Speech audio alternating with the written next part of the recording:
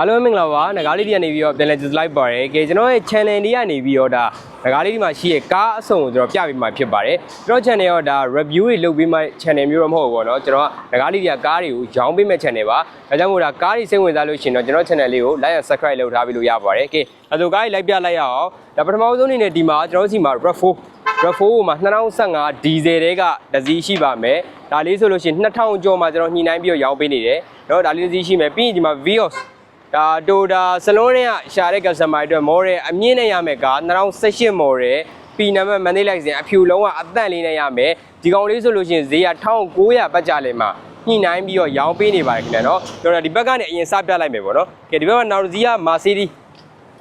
ကိုမှာ E-Class ဈေးကကြိုက်တဲ့ customer အတွက်ကျွန်တော်စီမှာ E200 2014လေးတစ်စီးရှိရယ်တော့ဒါလေးဆိုလို့ရှိရင်2000ကျော်မှညှိနှိုင်းပြီးတော့ရောင်းပေးမယ်ခင်ဗျာနော်ကဲဒါဒီဘက်ဘေးမှာတော့ Camry တစ်စီးရှိအောင်မယ်Camry 2006ဒါလေးဆိုလို့ရှိရင် 2.4 engine နဲ့ G grade လေးနံပါတ်အမြင့် 3S နဲ့ရမယ်ဒါလေးဆိုရင်1500ဝန်းကျင်မှာညှိပြီးတော့ရောင်းပေးမယ်ပြီးတော့ဒီနေ့မနက်မှအသစ်ရောက်တဲ့ကားတော့ KI Cerato 2021 model လေးနံပါတ်ကလည်း 2S ကိုပကိုးလိုက်စဉ်အရောင်ကတော့ဒါ Crazy Red လေးပေါ့နော်ညီခင်စောအရောင်လေးနဲ့ဒါလေးတစ်စီးရှိမယ်ဒါလေးဆိုရင်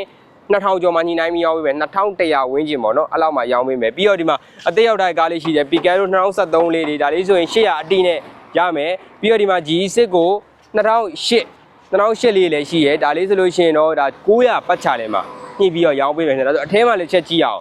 အထဲမှာဆိုရင်တော့0ကီလိုလေးတွေများတယ်နော်0ကီလိုဆိုရင်ကျွန်တော်စီမှာဒါလင့်န်906လေးရှိမယ်ပြီးတော့ဒီမှာ Limoda T03 လေးရှိမယ်ပြီးအထဲမှာတော့ဒီမှာ Range Rover ဒီဘက်ကတော့နည်းနည်းဆရာကြီးကားလေးများတယ် Range Rover Discovery ဟိုမှာ Sport XZ လေးရှိမယ်တော့လင့်န်9လေးခုနဈေးမပြောလိုက်ရတော့လင့်န်9လေးက2400ဝန်းကျင်မှာညှိပြီးတော့ရောင်းပေးမယ်ဒီ Limoda လေးဆိုတော့1100ပတ်ချလဲပါဗောနော်ဒီ Range Rover Discovery လေးဆိုလို့ရှိရင်တော့3000ပတ်ချလဲမှာညှိပြီးရောင်းပေးပါမယ်2019လေးပါခင်ဗျာနော်ကဲပြီးတော့ Jetta 850တွေ in stock အနေနဲ့ရမယ်အဖြူရှိမယ်အမဲရှိမယ်ဒီအဖြူလေးကကျွန်တော်တို့2000ကျော်မှာညှိပြီးတော့ရောင်းပေးပါမယ် in stock ဈေးပါနော် in stock ဈေးနဲ့ရောင်းပေးဒါဆိုအထဲမှာလည်းတခြားကားလေးရှိအောင်မယ်အထဲမှာဆိုရင်တော့ကျွန်တော်တို့လက်ဆက် NH မှာဖြစ်တဲ့ RH 350ခင်ဗျ NH series ထက်ကိုပို့ပြီးတော့ကျန်းတဲ့ကားမျိုးဒါမျိုးမှာကျွန်တော်တို့ဒါဒီဈေးက6000ကျော်မှာညှိပြီးတော့ရောင်းပေးပါမယ်ခင်ဗျเนาะဒါလေးရှိမယ်ပြီးတော့ဒီမှာ Chang'an D-Bell လေးလည်းရှိမယ်တော့ D-Bell S07 ကျွန်တော်တို့ဒါရောက်ထားတယ် install အနေနဲ့ရောက်ထားတယ်ဒါလေးဆိုရင်2400နဲ့2400ဝန်းကျင်မှာညှိပြီးတော့ရောင်းပေးနေပါတယ်เนาะ install အနေနဲ့ရပါမယ် pre-order လိုချင်လည်းရမယ်ခင်ဗျဒါဆိုဒီဘက်ကကျွန်တော် use car လေးလိုက်ပြမယ်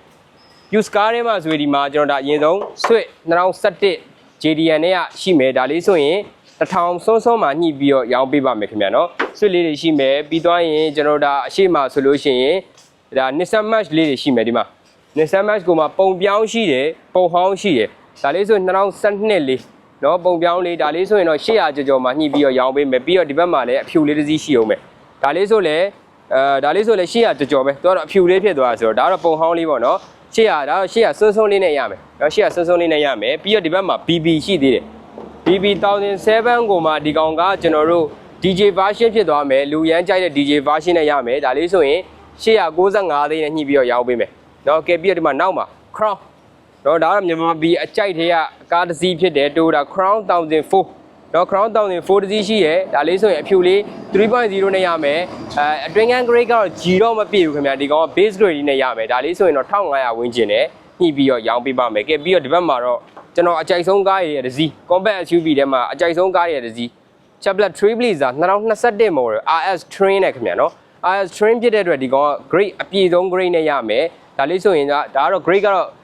RS Train ကမြန်မာနိုင်ငံမှာဆိုအတွင်းကအနီလည်းဖြစ်သွားလူလည်းအရန်ကြိုက်တဲ့ကားမျိုးဒါလေးဆိုလို့ရှိရင်တော့2500ပတ်ချလေးမှာညှိပြီးတော့ရောင်းပေးမယ်ဒါကတော့ကိုရီးယား import တွေပေါ့နော်ကဲပြီးတော့ဒီဘက်ဘေးမှာ inside တွေတက်ခဲလေးပေါ့နော်မြန်မာပြည်ကြိုက်တက်ခဲလေးလည်းရှိရဲဒါလေးဆိုရင်2017ကိုပုံမပြောင်းသေးဘူးဒါဆိုကျွန်တော်ဈေးက1200ဝန်းကျင်မှာညှိပြီးတော့ရောင်းပေးမယ်grade အနေနဲ့တော့ဒီကောင် smart key တွေပါဖြစ်သွားပြီအရှိမဆိုလဲမီးဖောင်းတွေပါနဲ့နေလိုက်စင်လေးပေါ့နော်နေလိုက်စင်လေးနဲ့ရမယ်ကဲပြီးတော့အထဲမှာတခြားကားတွေထပ်ပြပေးဦးမယ်အထဲမှာတော့ဒါ inside ကိုမကြိုက်ဘူးနောက်ခန်းကျေတာကြိုက်တဲ့ customer တွေကျွန်တော်စီမှာ shuttle လေးပေါ့နော် shuttle 2012လေးတစ်စီးရောက်ထားတယ်ဒါဆိုရင်ရန်ကုန်လိုက်စင်လေးဖြစ်မယ်နံပါတ်အမြင့်လေး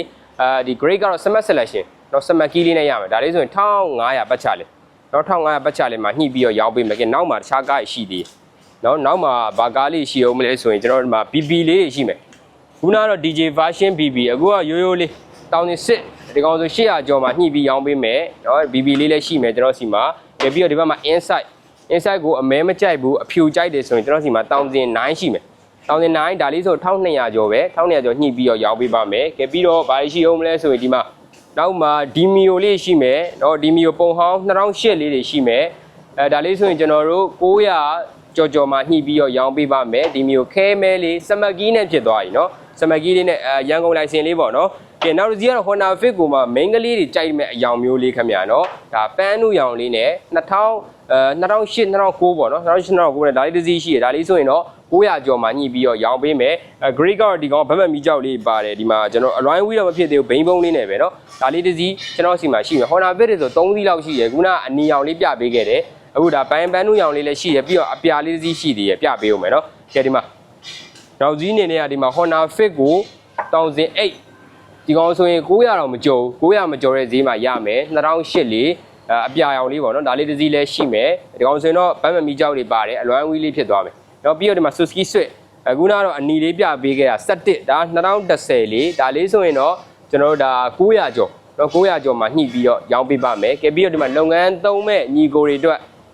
carry လေးလည်းရှိပြန်တယ်เนาะကျွန်တော်တို့စီမှာအမျိုးအစားအစုံအလင်ရှိရအင်စီကားလားလုပ်ငန်းသုံးလားเนาะကျွန်တော်စီမှာဒီမှာ carry လေးလည်းရောက်ထားပါတယ်900အပီးစီးနဲ့ရမယ်เนาะဒါဒီ carry yogi မှာတခန်းနောက်ကန်10ပေနဲ့ပေါ့เนาะဒါလေးတစ်စီးရှိမယ်ပြီးတော့တခြားပြဖို့ကားလေးကျဲဟုတ်မယ်ဒီမှာကျွန်တော်တို့ဒါပတ်ဆိုပုံပြောင်းလေးရောက်ထားတယ်ပြီးတော့ Artica Type 3လေးရောက်ထားတယ်เนาะဒီမှာ Artica Type 3အတန့်လေးအဖြူလေးရောက်ထားတယ် Scat ပတ်လည်နဲ့ကီလို6000ပဲရှိမယ်ဒါလေးဆိုကျွန်တော်တို့ဈေးက1890နဲ့ညှိနှိုင်းပြီးတော့ရောင်းပေးနေတယ်ပြီးတော့ဒီမှာပတ်ဆိုလေးကတော့800ကျော်မှာကျွန်တော်ညှိနှိုင်းပြီးတော့ရောင်းပေးနေပါတယ်ခင်ဗျာเนาะဒါဆိုတော့ကျွန်တော်တို့ဒါဘာရှိအောင်မလဲကားတွေကတော့ကျွန်တော်အကုန်လုံးတော့ကုန်သွားပြီပေါ့ဟုတ်ကဲ့ဒါအခုကတော့ကျွန်တော်ဒါကားတွေတော့အစုံပြပြီးသွားပြီစိတ်ဝင်စားတဲ့ကားလေးရှိရင်တော့အောက်က comment မှာကျွန်တော်မှန်းခဲ့ပေးလို့ရတယ်ကျွန်တော်တပုတ်ချင်းစီအသေးစိတ်ဗီဒီယိုလေးနဲ့ပြန်တင်ပေးပါမယ်ခင်ဗျာနော်အခုကတော့ဒါကားတွေကအစုံရှိရဆိုတော့ကျွန်တော်ပြန်မြလေးပဲဒါဒီ model နဲ့ဈေးလေးပဲပြောပြပေးရပါတော့ဒါကားလေးတွေစိတ်ဝင်စားတယ်ဒါဝယ်ချင်တယ်ဆိုလို့ရှိရင်တော့အောက်ကဖုန်းနံပါတ်လေးကိုဆက်သွယ်ပြီးတော့မေးမြန်းနိုင်ပါတယ်နောက်တဲ့ဗီဒီယိုမှာထပ်တွေ့ပါမယ်အားလုံးပဲတက်တာပါ